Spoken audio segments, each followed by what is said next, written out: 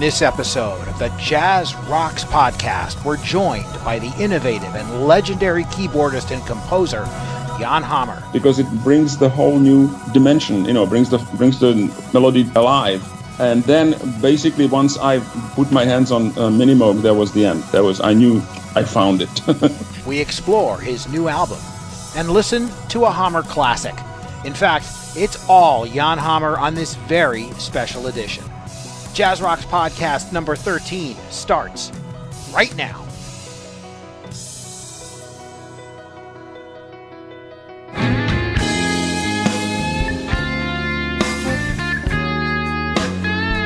This is the Jazz Rocks podcast, where the past, present, and future of jazz fusion lives.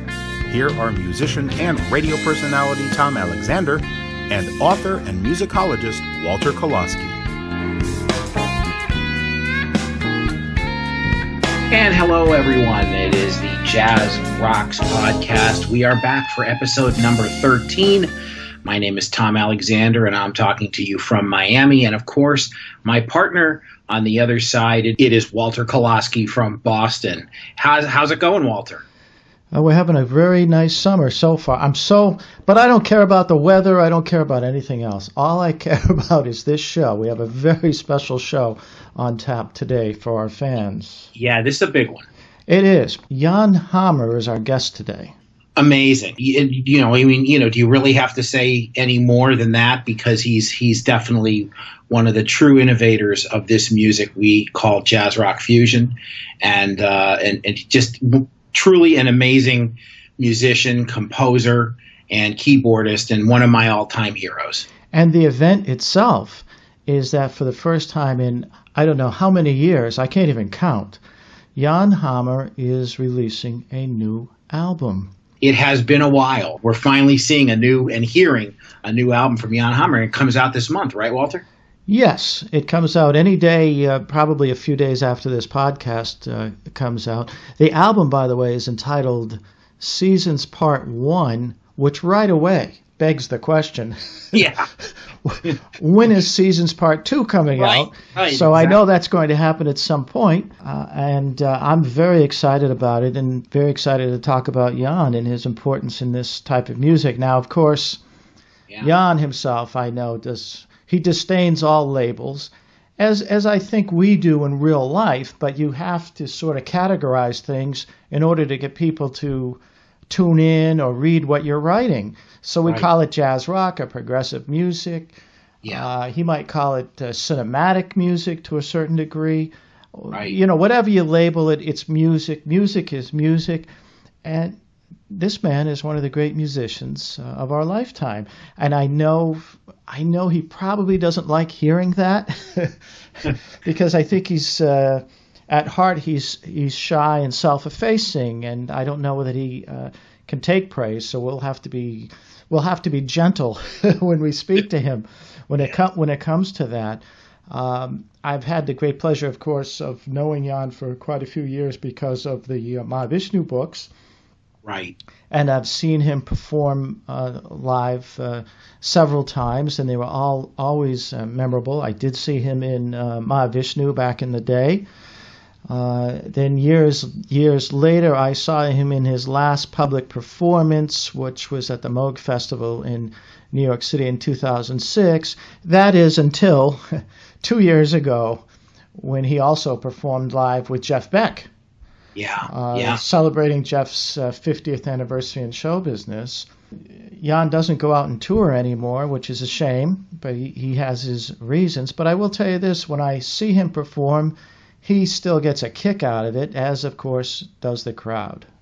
Yeah, I unfortunately I never had the chance to. Well, I shouldn't say I didn't have the chance. I had the chance, but I never did see Jan Hammer perform live. And I will tell you, I'll share this quick story. The album Tour de Force by Al Di Meola, which was recorded at the Tower Theater in Upper Darby, just outside of Philadelphia, Upper Darby, Pennsylvania.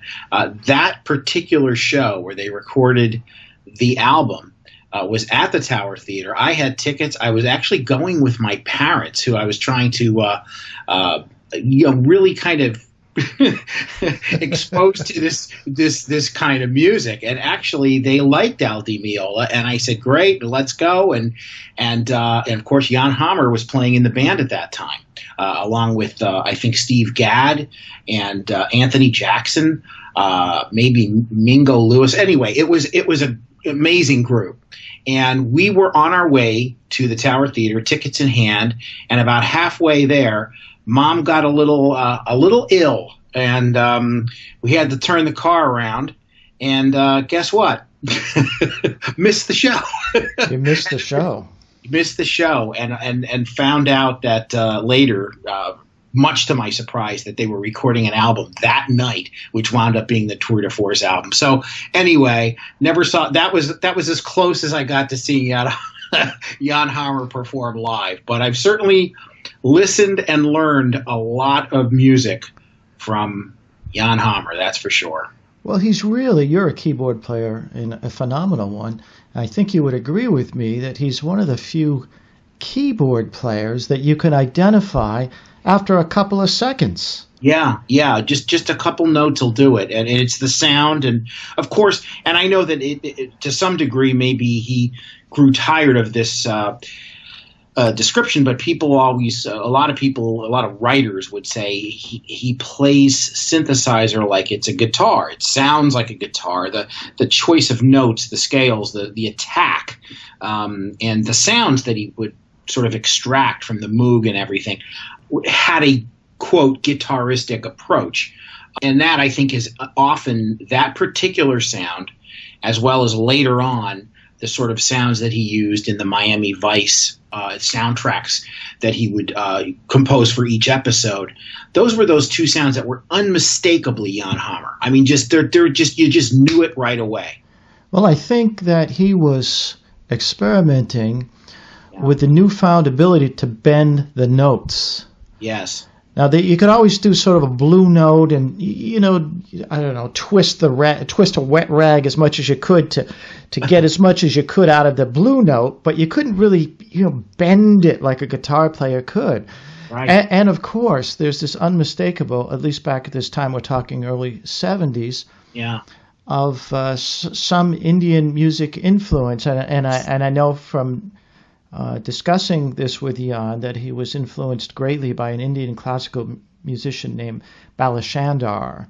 Yes. And I think this helped shape the way he played as well. He was trying to get more volume in Mahavishnu when he was in Mahavishnu, to sort of reach beyond that electric piano, which of course he played great anyway. But when he added the synthesizer, it expanded the sound of that band greatly.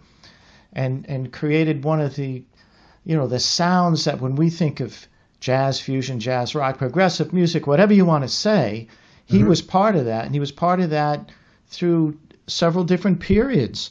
I remember when Miami Vice came out and there was this the masses were discovering this great musician and the great music that he played. And I used to laugh about it because, plenty of us knew about this great musician years before. Of course. And so to us, this music, as surprising as it was sonically, the actual act of it was not surprising to us. Because we knew where this talent came from.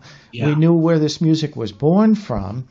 And it was music that we thrived on. The time I want to talk about seeing Jan is when I saw him in Hartford, Connecticut, West Hartford, Connecticut, I believe in 1979. I've been trying to track the date down with Elliot Sears, who's Jan Hammer's manager. And I remember at that time there was some question, what direction was Jan going to go? Was he going to become a pop artist? Was he going to become more straight jazz or fusion, or what was going to happen? So it was one of the few times that I went to a concert with a little bit of trepidation. I didn't know where he was headed. Yeah. And of course I went to the show and he just blew us all away. Yeah. I'd have to list Jan Hammer as one of my all-time favorite musicians, and it's going to be a real pleasure talking to him about the new album and new music, and very honored to have him here. Likewise. I mean, I can't wait. And the thing is there was just so many, as you indicated, so many periods, so many different kinds of music going on, going back to even prior to Mahavishnu. The music he did with Jeremy Steig. There was even the 1968 recording that he did, the trio, the piano trio, and he was like 20 years old.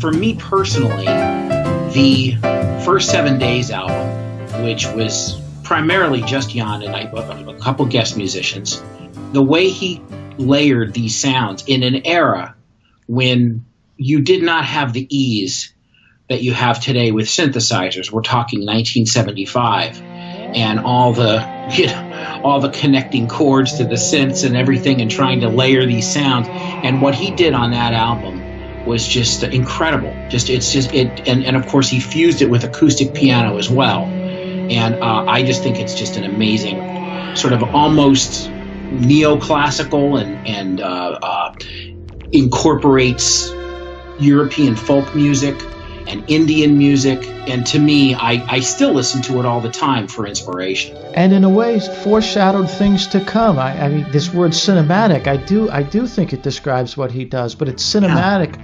I mean, you can almost listen to that and visualize, a movie behind it. Sure. Like Fantasia or something like that. Something like that that's behind it. Mm-hmm. And this is, the gist of the power that that he has with his composing and his playing. I mean, we could go on and on and on, but we only have so much time. We're going to play some music from Jan before we start talking to him, but before that, we're going to hear from some sponsors. Bass player Uroš Spasovic is at it again. This time out with his Uroš Spasovic project, he looks at things from yet another vantage point. This music is personal and reflective. On Third View, Uroš Spasovic once again displays a true understanding of the role of his instrument, both in composition and performance. Third View features special guests, guitarist Nura Felder and tenor saxophonist Bob Reynolds.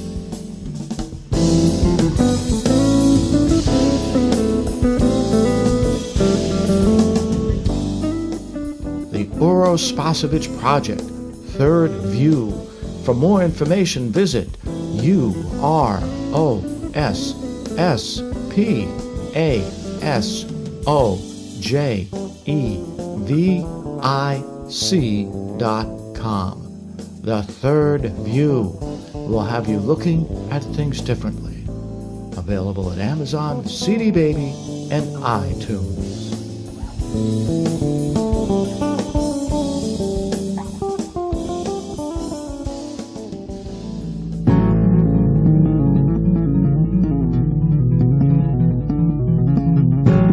This is Kai Eckhart. You are listening to the Jazz Rocks podcast with Tom Alexander and Walter Kolosky.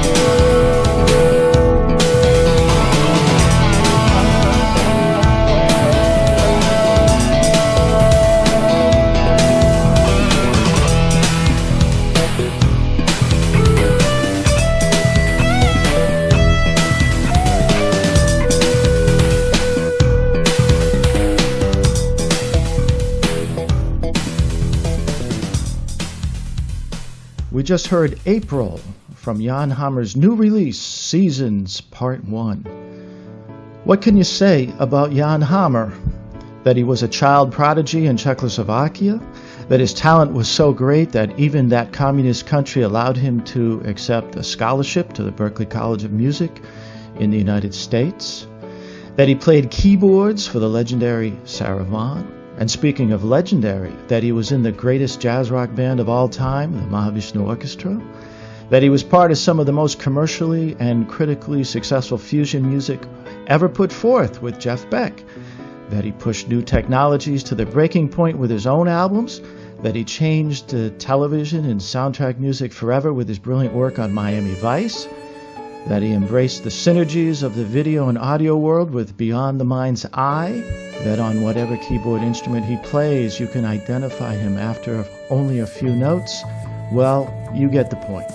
The Jazz Rocks podcast is honored to welcome the one and only Jan Hammer. Hi, Jan. Hello there. I almost got tired. Everything that I did. I know, but I had to force you to listen to that. I want you to say hello to Tom Alexander. Tom, how are you? I'm wonderful, Jan. How are you? Thanks so much for coming on. Yeah, I'm. This is pleasure. This is fun. I like talking to people who know what they're talking about. Well, we appreciate that. It's great to have you. Hey, the whole world, the music world that I know, is very excited that you have a new album coming out. To us, this is a major event, Jan, and we're going to get to that in a few minutes. But first, Tom and I want to ask about things that I think we need to explore a little more for our listeners. Jan, at Berklee, as great a school as it was, you realized probably fairly soon that you'd learned much of what was being taught there already back in what was then Czechoslovakia. You realized you were going to learn more on the jazz scene in the Boston area. What was that scene like? Who did you play with? Where were some of the places that you played up there? Well, the first thing that I remember was, first couple of days in school, and there were, rehearsal rooms downstairs where we would, get together and play and, play with people. And I ended up playing with Junior Cook, fantastic tenor player, whom I, listened to with Horace Silver and, already in Prague. And so there was very much a big, shock and pleasant surprise. And then the scene in Boston was just totally fertile and, just bursting with talent. There was so many people. They were just wonderful. And so some of the places are probably a lot of them are gone now, right? The places that you played. But can you recall any of those specific jazz haunts or music places that you performed at? Well, the first thing that was actually a job that I had, a gig, sort of a steady gig for a few months, wasn't all that classy, but it was a strip joint in the Boston infamous Combat Zone. Yeah. And I played organ with a drummer, and we just started playing all kinds of modern stuff, like when Tony Williams and Larry Young, when John McLaughlin went through town with the Lifetime Band. We just picked up all those tunes and started playing them with the strippers. Obviously, the mafiosa boss wasn't too happy about it. Yeah. But ended up playing there, and kids from Berklee would come over to the strip club to listen to us play. So that was kind of nice. Now I'm from that area, and I still am, and I may have accidentally gotten off the MBTA stop in the Combat Zone a couple of times, Jan. Yeah. By total accident. Yeah. But I was talking to Rick Laird, for our fans out there, bassist for Mahavishnu, and he had mentioned when you were at Berklee, he didn't really see too much of you, but he knew that you had played up at the Combat Zone. Right. Now, did you go out? Did you see Miles Davis? Did you go out to Lenny's and the Turnpike? Did you see Miles Davis? Did you go out and hear some music at this time? Oh, yes. Obviously, that was I even have to falsify my driver's license to do a fake, because I was only 20 years old, and you had to be 21 to be let into jazz workshop and places like that. So George Mraz helped me fake my birth date in my driver's license. And obviously I went to see everybody. I had to go see first. I think first one I saw was Monk which was just a beautiful. And of course, I saw Miles and a lot, Tony's Lifetime. And I went to Lenny's on the Turnpike once, and Herbie Mann was playing there, and Miroslav was playing bass with them. So I ended up sitting in with the band at Lenny's with Herbie Mann, and that was really great fun. Oh wow! How did you hook up with Sarah Vaughan? That all came down thanks to my great friend Gene Perlock, bass player, who was playing with her at the time, and they came through town, and I was like already going on pretty much close to 2 years in Boston, and it wasn't getting anywhere. It was like, we were playing some wonderful experimental music with people in different apartments, but as far as like, okay, so what's next? And just at that moment, Sarah Vaughan played the Paul's Mall, the supper club in Boston. And I went to Obvious M to see her, and I also met Gene through some mutual friends. And he mentioned something like that blew my mind, that, Sarah was going through pianists like one week at a time. They wouldn't last. And if I was interested to go for it. So I just said, okay, I might as well pick up and just go, leave Boston behind. And we went, the first gig, I didn't even get to rehearse with her. I just got the book. I went through the book for a while. And then we played the Hampton Coliseum, I think, in Hampton News, what it's called. Virginia? Virginia, right. There was like a big jazz festival at the Coliseum. And the only rehearsal, we just ran through 2 or 3 tunes during a sound check. And then I was on my own. And apparently she was very happy. And I stayed with her for a year. Yeah, interestingly, Rick Laird says, he came out to see you play a few times in the Combat Zone, but he believes he sort of officially met you at Disneyland in California because Sarah Vaughan, who you were with, and Buddy Rich, who he was with, were on the same bill. Do you remember that at all? Oh, very much. We also, the band also played with us, with Sarah, for some numbers, actual, orchestral arrangements. Oh, so, he hadn't mentioned that. Wow. Yeah, it was really nice. It was something different from just because regularly we were just a trio with Gene and Jimmy Cobb on drums, and so Buddy Rich's band backed us up. I've heard stories, Jan, that in the early days when the keyboard synthesizers first started appearing, that it would not be unusual for you to take one of those prototypes apart and start messing around with all the stuff inside. First of all, is that true? And no, that's an urban myth. That's an urban myth. Yeah, I could pull out a circuit board and replace it, into a socket. That's about it. But I was always watching people who were doing that for me, like this wonderful technician I had, Andy Topeka, who was like, a legendary guy. And I learned a lot from him, but I still couldn't, fly solo in those things. Jan, the interest in the synth, why did you have an interest in that? And it seemed like right at the beginning, that you're talking late 60s into early 70s, and people were almost afraid to pull it out of the box and experiment with it. You didn't. You kind of dove right in. What was it that intrigued you about that?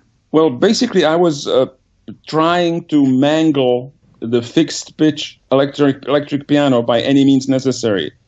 The first thing that came to mind that I got from Tom Oberheim was his prototype ring modulator, which can totally mangle and make things sound like they're bending.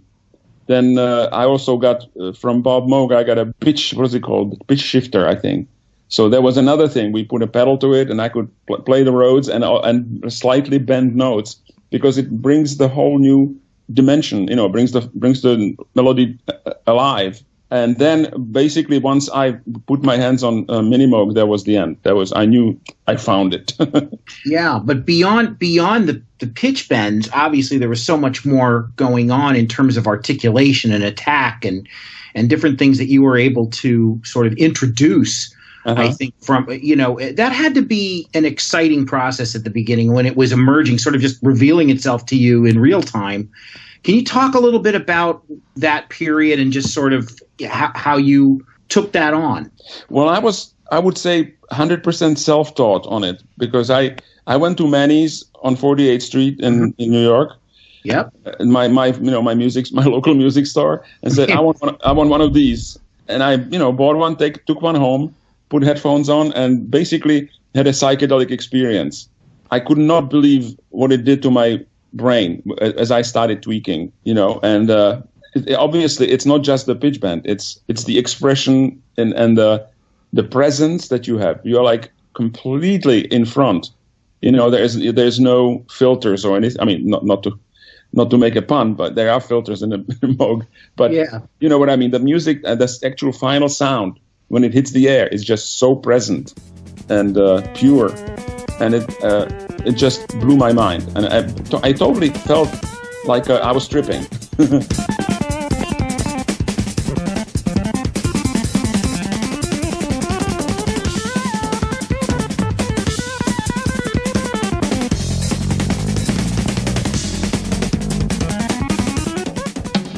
Hi, Tom Alexander here, co-founder of the band Earth Code. Our new album, Tones from the Middle Distance, is getting rave reviews. Brian Zimmerman from Jazz's Magazine calls the music impressive, genre-bending, threading through landscapes of jazz fusion, world music, and more, entering new sonic dimensions with every downbeat. And Jan Hammer says, it's wonderful, edgy, bluesy, and really beautiful.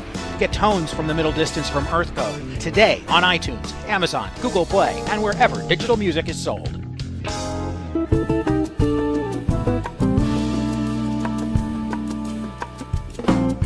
Hi, this is guitarist Steve Kahn, and you are listening to the Jazz Rocks Podcast with Tom Alexander and Walter Kolosky.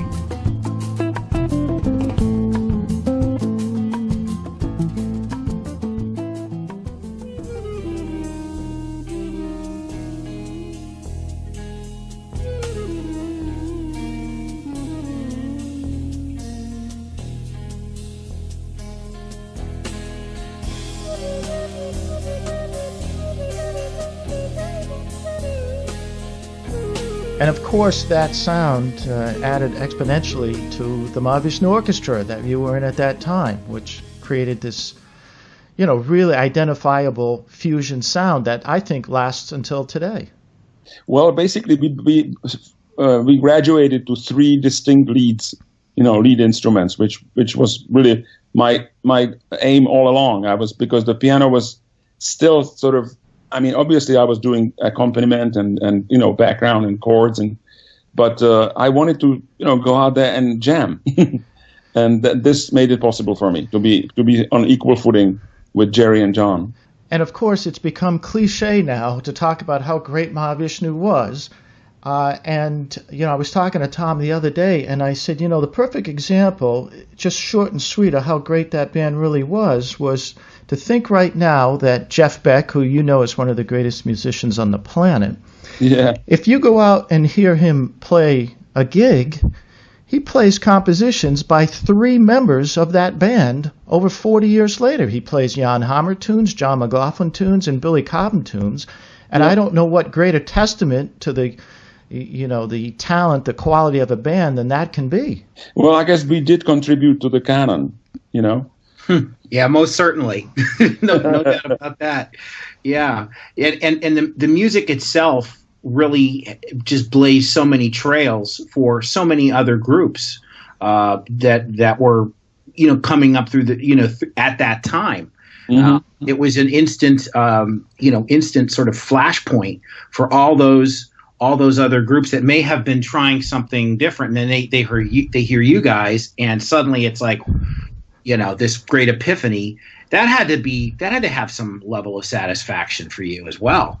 Yeah, we really enjoyed some of the gigs where people would be dead silent before they would start clapping and then going crazy. But the sheer shock of what they just heard would sort of silence them for a few seconds. Yeah, it was a very. There was no reference point. That essentially there was no reference point for that. Yeah, you never heard anything like it. So, Jan, on this show, we have a little feature we call Why That Tune. And we ask our artist who has covered a particular tune that you might not expect them to have, why they did.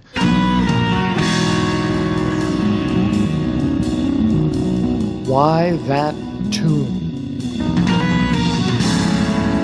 So, in this episode of Why That Tune, I'm going to ask you, Jan Hammer, why manic depression? Oh, that's very easy. I've been obsessed with Jimi Hendrix as far as how a lead instrument can be. Even though his was guitar, mine was synth, but I had all kinds of guitar-like sounds coming out of the synthesizer. So it lent itself to do something so daring. I even got nasty phone calls from some hardcore Hendrix people. They go, it's not nice to steal from a dead man. That was not nice. But I persisted nevertheless, and that's really why, because I could do it on the instrument and I could do it justice.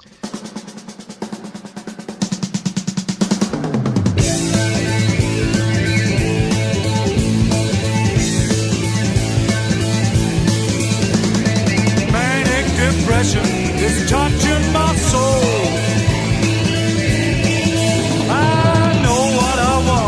But I just don't know how to go about getting it.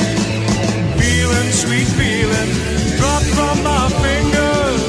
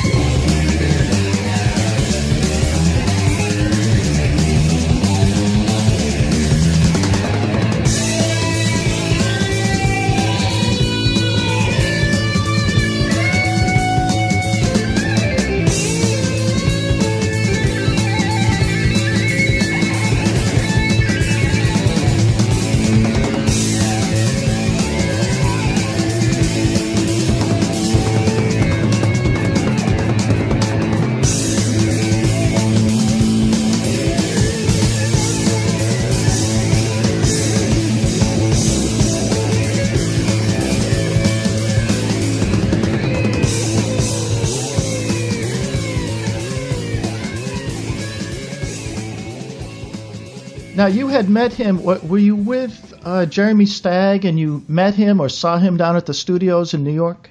Yeah, we were recording Jeremy's album Energy at Electric Lady, and Jimmy would come down and hang out and listen, and we got talking, and he was totally like, up and excited about it, because it was something that really he was dreaming of, being able to somehow incorporate a jazzier flow to what he's doing. And he was talking just, specifically about coming and, getting together and playing and just see what happens. Unfortunately, that was right before he died. So that's proof he was talking about a new direction in his music at that time. Yeah, he was. I mean, he did play with different people, and he was getting away from the in-your-face metal-like rock to something a bit more sophisticated and flowing. I mean, I couldn't describe it, but we did discuss different things like that.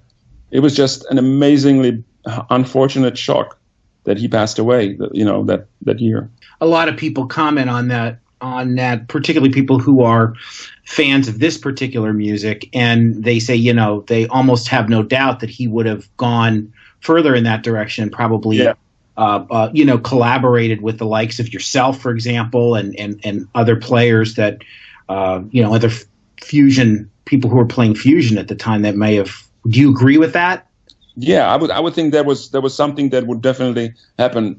I mean, still parallel to his unbelievable career as a superstar in what his own thing was, but he wanted to branch out and incorporate some of that, and crossbreed the music so it will grow. Yeah. Now, Jan, it's been an awfully long time since you've released some new original music, and obviously your fans, are me included, just can't wait to dig in. And how long had you been thinking about putting something out, and how do you go about choosing the music that you created for this new release, Seasons Part 1? I've been definitely thinking about it a long time, ever since. I mean, I put together the big collection of original things from Miami Vice that were never released. So there was the 2 CD collection. It was called Complete Collection, I think, right? Yeah. Since then, my mind, since I was submerged in that world for so long, I mean, that musical style and the approach to, it just kept going. You know what I mean? It's an organic process. So I kept coming up with ideas that sort of continued. It's not necessarily that they would sound very much like, the old Miami Vice tunes, but there's a certain string and thread that goes through it into the future and into the present. So those were the things that I was coming up with, except they came out, as sketches. And all I had to do was just, sit down and finish them. And that was the long part. I mean, that's. I guess a lot of people go through that struggle. Now, have you kept up with the technology in your studio over the years, or what type of software are you using? Keyboards are you using to create this music that we're going to hear on this new release? Yeah, this is pretty much a hybrid production with some of my favorite Korg and Kurzweil keyboards that I've collected over the years and that I still go back to. But then there is a whole other half of it, which is working in Pro Tools, using all the virtual instruments, like from native instruments. There's, just beautiful things that they came up with. So a lot of it is combination of the two worlds. And it's all definitely, in the end, done in Pro Tools and processed and mastered with the most hip processing power. Jan, Seasons Part 1 sort of suggests that Seasons Part 2 can't be too far away. Can you fill us in? Can you break some news here about Seasons Part 2? Well, there was already a bunch of tunes that didn't make it to this one. So those will be on the next one already, and they're almost finished. And then there is again accumulation of more sketches that are from the same universe that will actually mature to adult age to be able to let out into the world. So it'll be like Vivaldi. We'll get 4 seasons, perhaps. I wouldn't go that far, but I can tell you that part 2 will be there. I don't know the date. Now, in our opening segment, which you have not heard, Tom and I discuss labeling music, and quite sure that you don't enjoy labeling music or you don't approve of it. But if you had to sort of describe this music for the listener, what type of music are they going to be hearing? I keep coming back to something like a hybrid description as soundtracky pop rock. Okay. I think that is a good description. Because, there are the 2 suites too, with the extended pieces, which actually, they border on little classical roots in there too, and they just flowed through those different layers. So I think that's what it is. It's got, all those elements are in it. And I mean, it is also, electronic, obviously, but the rock always sort of wins. And the other angle that over the years, I've been fortunate to find instruments that had guitar-like qualities. Obviously, everybody knows that about me. But there are varieties in those. So this record, I'm pretty much highlighting the different types of guitar-like situations that are my favorite. So you can hear that as you go through the tunes. There are different sounding lead instruments and solo instruments. And I think it goes without saying, knowing your past recording history, that you play everything we hear. Right. Which, so we get to hear the full round of ammunition, as it were. And so we're really excited, not only that you have this album coming out, but that you chose to come on here and speak with us about it. And for our podcast listeners, for more information, please check out Jan's website at janhammer.com. Visit his new official Facebook page. And also you have a new official YouTube channel that we want people to go visit. There's great stuff there. Yeah. The release date for Seasons Part 1 is July 20th, and it will be available everywhere as a digital download. And for those of you who are still into physical CDs, as Tom and I are, you can go to Amazon.com. We are going to close out this interview with another selection from Jan's new album. This is the title cut, Seasons. And thank you so much, Jan, for joining us on the Jazz Rocks podcast. It was extremely pleasurable. Thank you to yourself. Thank you, Jan.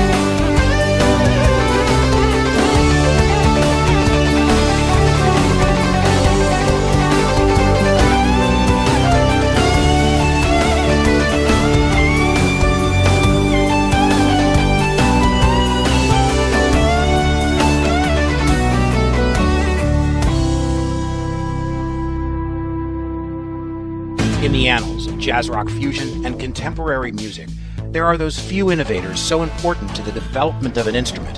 Their impact is undeniable. Jan Hammer forever changed the direction of the synthesizer and keyboards. From his high-powered soaring playing with the legendary Mahavishnu Orchestra and his own Jan Hammer group, as well as his work with Jeff Beck and Al Di Meola, to the groundbreaking cinematic soundtrack of television's Miami Vice, the two-time Grammy winner has done it all. And now, after more than a decade since his last original recording, Jan Hammer releases his new album, Seasons, Part 1. Hypnotic rhythms, stunning orchestral themes, global melodies, and the unmistakable Jan Hammer sound make this latest release a must for any music lover. Seasons, Part 1, from Jan Hammer, available in CD format on Amazon and digital download anywhere music is sold. Get your copy today.